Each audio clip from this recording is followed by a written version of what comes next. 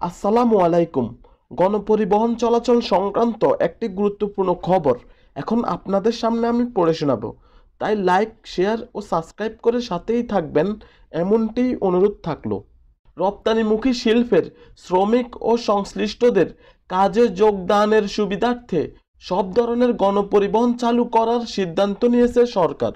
শনিবার 31শে জুলাই রাতে সরকারের এক তথ্য বিবরণীতে জানানো হয়, রপ্তানিমুখী শিল্পের শ্রমিক ও সংশ্লিষ্টদের কাজে যোগদানের স্বার্থে 1 আগস্ট দুপুর 12টা পর্যন্ত গণপরিবহন চালু রাখার সিদ্ধান্ত নেওয়া হয়েছে।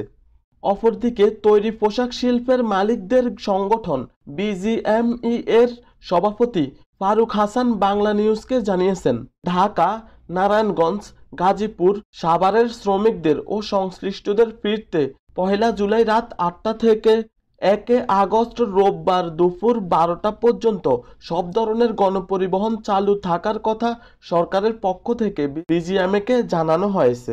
সব ধরনের গণপরিবহন চালুর সিদ্ধান্ত ঘোষণার আগে শনিবার সন্ধ্যা দেশের দক্ষিণ পশ্চিম অঞ্চলের সব জেলা ও শিমুলিয়া, বাংলা বাজার এবং দৌলতদিয়া পাটুরিয়া নৌ রুটে রোববার দুপুর 12টা পর্যন্ত লঞ্চ চলাচল করার সিদ্ধান্তের কথা জানায় বাংলাদেশ অভ্যন্তরীণ নৌ পরিবহন কর্তৃপক্ষ BIWTA।